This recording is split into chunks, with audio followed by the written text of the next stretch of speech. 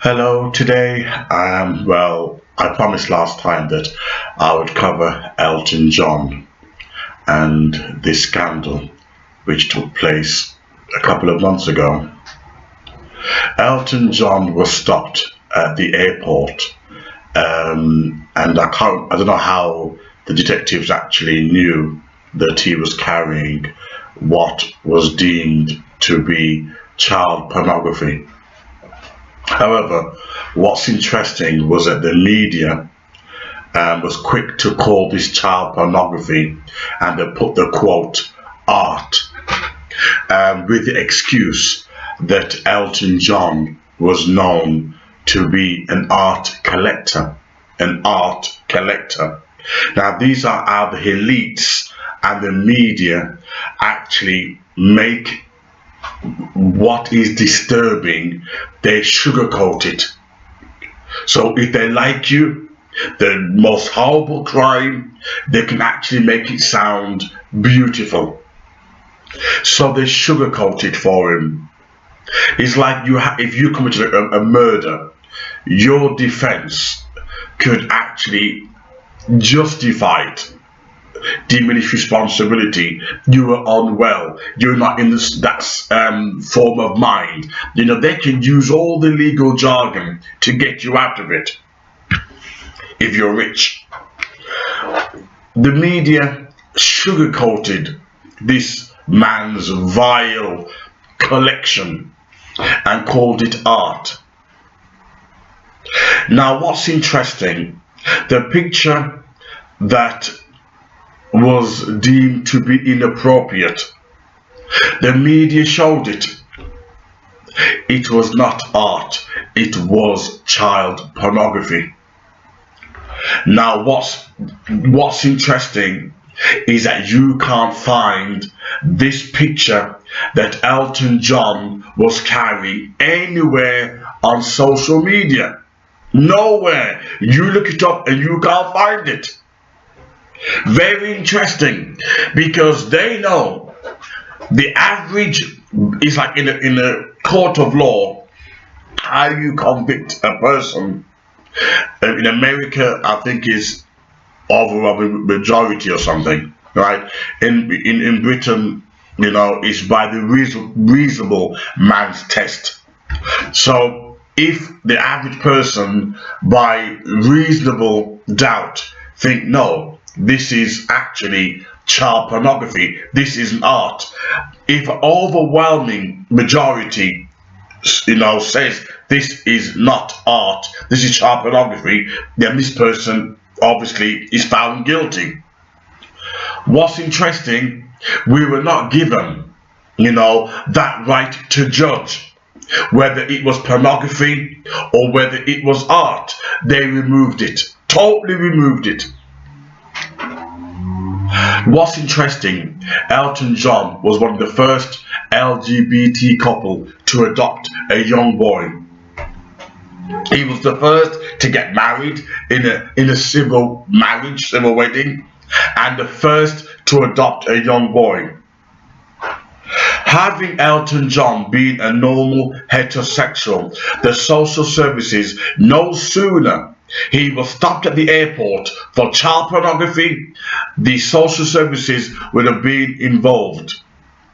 I want to know why the social services were not called or were not involved. It's the same thing with the missing girl, Madeleine McCann.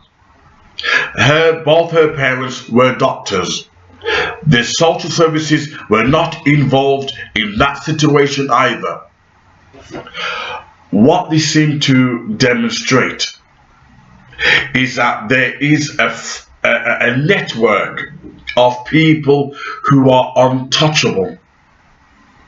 Despite this rhetoric that all is equal under the law, and if you do wrong, the law does not discriminate, I'm afraid this does not seem to be true in Britain anyway. I'm going to play you a clip just to show you the confusion of British politics when it comes to child pornography. Took me about 3 minutes last night to continually find a list of the same names. I have those names there. Those are the names on a piece of paper. You know the names on that piece of paper. Will you be speaking to those people? No, I think, Philip, this is really important, right? Because there is a danger, if we're not careful, that this can turn into a sort of witch hunt, particularly against people who are gay. We can talk about that. No, we can't.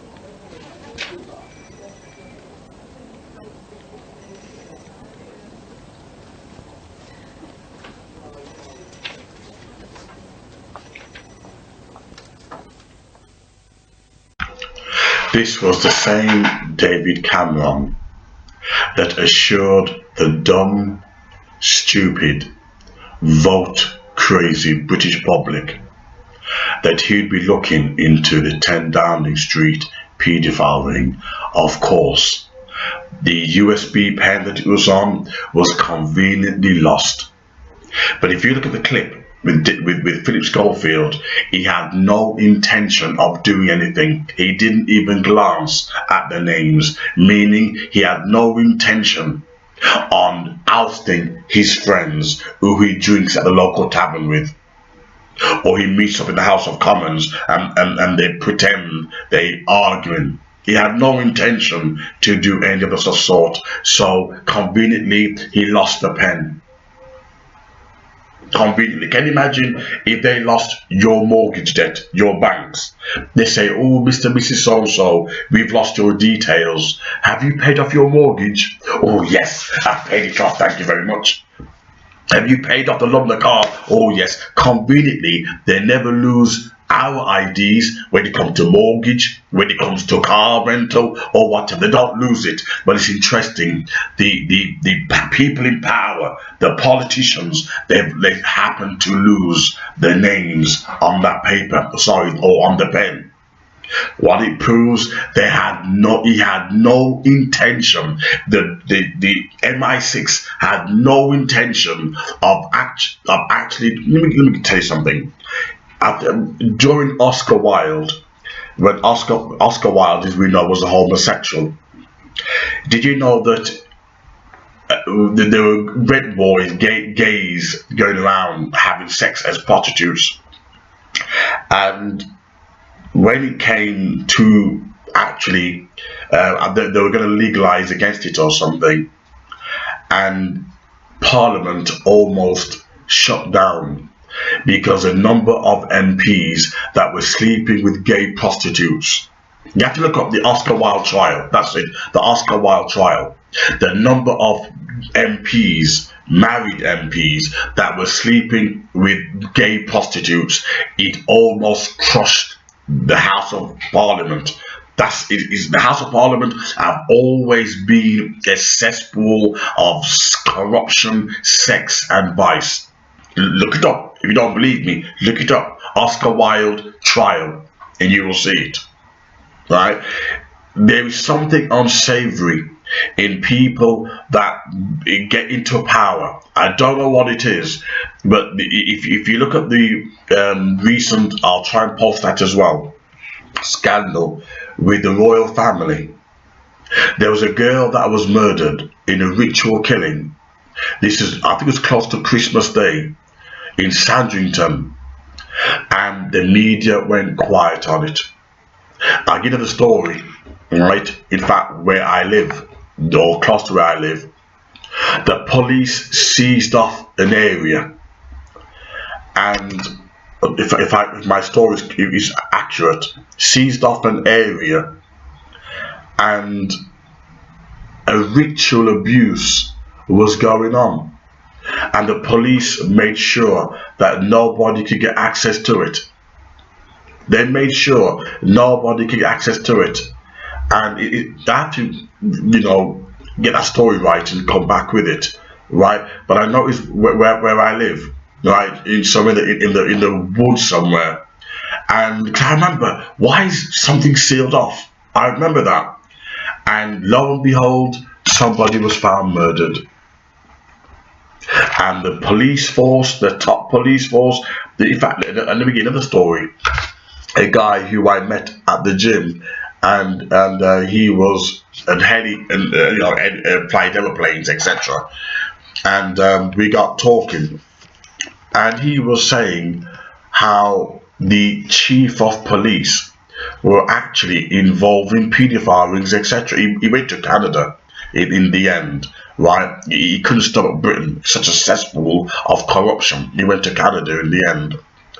But these things are not rare or what you call conspiracy theorists. These things, as you say, I played a video in Philip Schofield, and David Cameron didn't even look at the papers. What's his name? Oh, you actually research it. My mind's not really full today, right? But what it shows is that we are living under a corrupt government, and the reason why that they can do what they do because they know the masses don't care. We pretend, oh, we love children, but no, we don't. Just give us our mortgage, our cars. It doesn't happen to our children. We don't give a shit. We'll still vote the same paedophiles in power because we are benefiting from their wickedness. We are benefiting as long as our wages go up, as long as the mortgage rate is okay for a house, we will turn a blind eye to it. It doesn't affect us. And the government knows that, and that's why they'll carry on with their ritual killing. They'll carry on abusing children because they know they can get away with it. Look at the monarchy. Look at the sleaze. Look at the girl who was murdered just before Christmas in Sandringham, and people are still monarchist.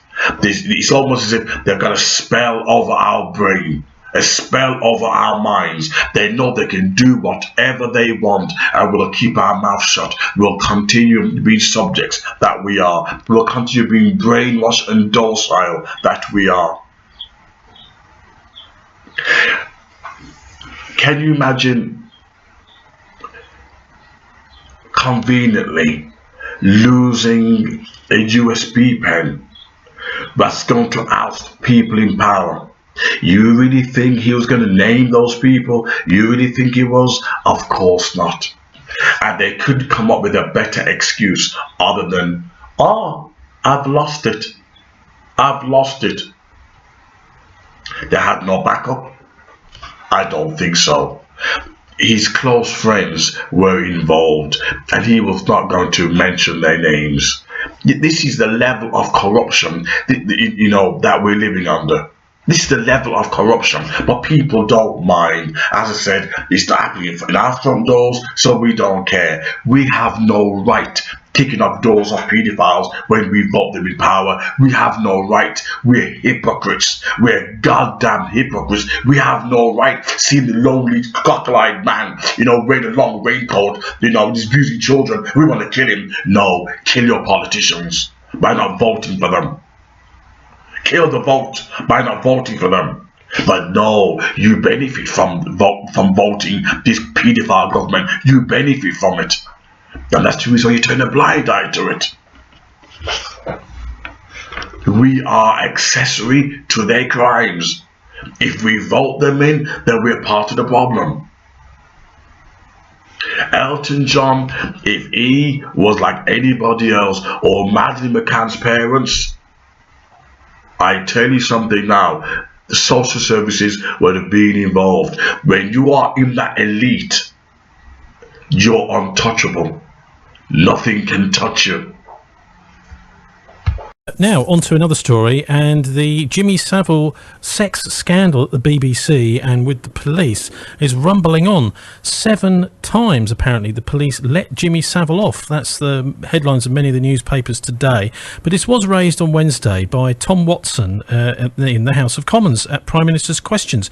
And if you listen carefully, you can hear a lot of the Conservative people at the very beginning, when Tom Watson stands up to speak, making sort of animal noises at him. But anyway, let's hear what he had to say. Watson. Thank you, Mr. Speaker. The evidence file used to convict paedophile Peter Wrighton, if it still exists, contains clear intelligence of a widespread paedophile ring.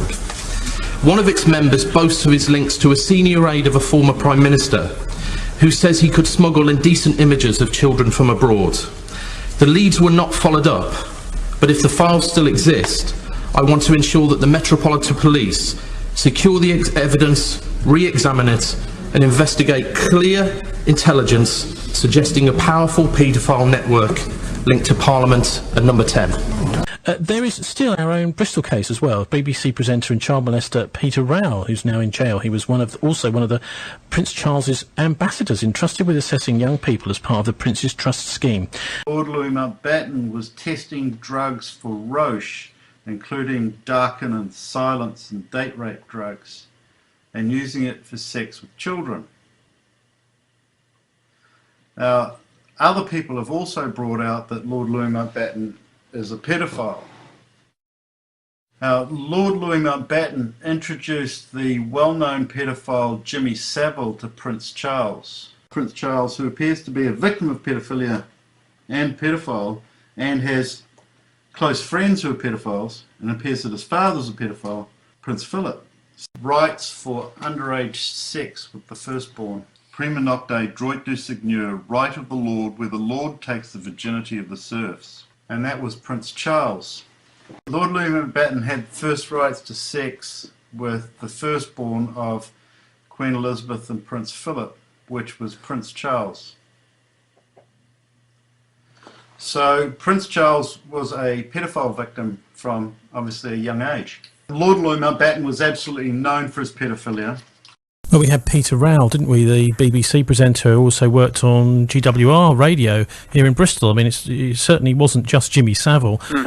He was convicted, I think it was about 18 months ago, sent down for 6 years for, I mean, for example, there were girls phoning up his phone in, and he was taking those numbers and then approaching them, telling them he was going to show them around his studio, and then literally abusing them whilst they were in there. So, you know, it's certainly not just limited to Savile.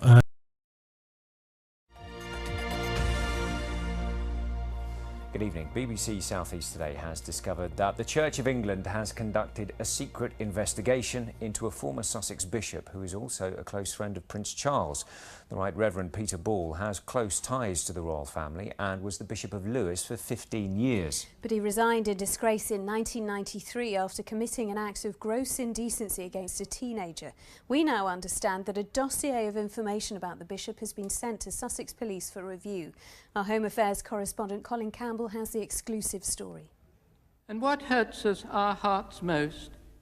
A former Sussex bishop, a close friend to Prince Charles. It's files about Bishop Peter Ball kept at Lambeth Palace, which are now being scrutinised by police. What seems to have happened here is the National Safeguarding Team, with authority from the Archbishop of Canterbury, have investigated for the purposes of determining whether there's further action that should be taken against him. This is a major first step for the Church of England. When it came to the abuse was both sexual, mental, physical. Speaking for the first time on TV from his home in Australia, Neil Todd was abused by Bishop Peter Ball 20 years ago when he was a trainee monk. It's an investigation which, to be honest, I think is well overdue. I just don't understand why it's taken this long for them to make any other inquiries. Admitting gross indecency against Neil Todd, Bishop Peter Ball resigned in disgrace in 1993. At the time, a statement from the bishop was read out. I regret with great penitence and sorrow the circumstances that have led to this police caution. After his resignation, the bishop was provided with a grace and favour home in Somerset by Prince Charles. He also read a homily at the funeral of Camilla Parker Bowles' father in 2006. Now 80, Bishop Peter Ball continued working in churches until 2010. In a statement, Sussex Police told us the reports and files they've received relate to matters more than 20 years ago, and that the contents will be reviewed in order to establish whether any police investigation of possible criminal offences would be merited. In the 1980s, Bishop Peter Ball lived here at the Rectory in Littlington in East Sussex.